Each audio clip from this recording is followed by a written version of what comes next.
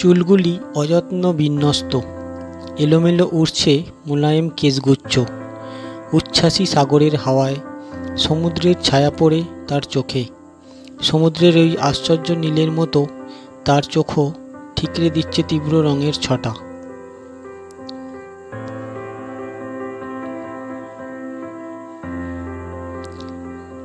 খুব দূরে দূরে একেবারে দিগন্ত ঘেঁষে সাগরের ঢেউ ছুঁয়ে ছুঁয়ে এক টুকরো মেঘে ক্ষণে ক্ষণে জাগে বিদ্যুতের চমকানি, আর আমি থেমে থেমে দেখি তার রূপ ঝলকানি।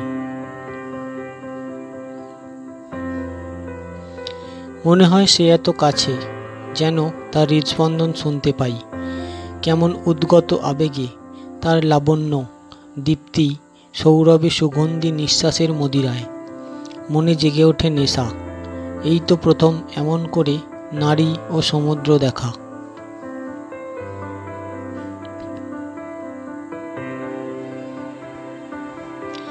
কোন কালে কোন কবি যেন তুলনা করেছিলেন নারী ও ফুলের, আরও হয়েছে তুলনা নারী ও নদীর।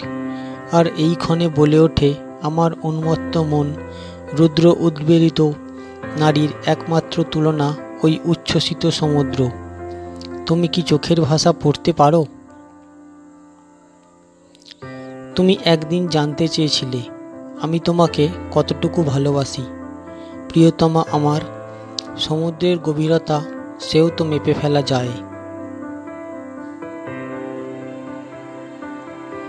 ভালোবাসার গভীরতা আমি কোন ফিতায় মাপব, বুঝিয়ে বলতে বলো।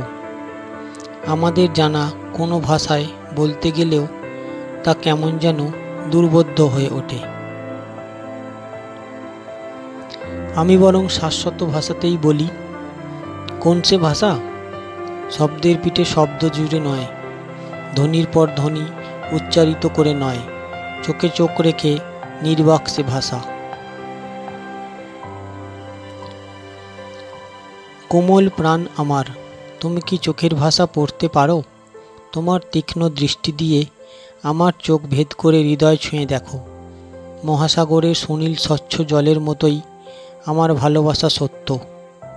মহাকাশের ঝকঝকে তারাগুলোর মতোই আমার ভালোবাসা পবিত্র।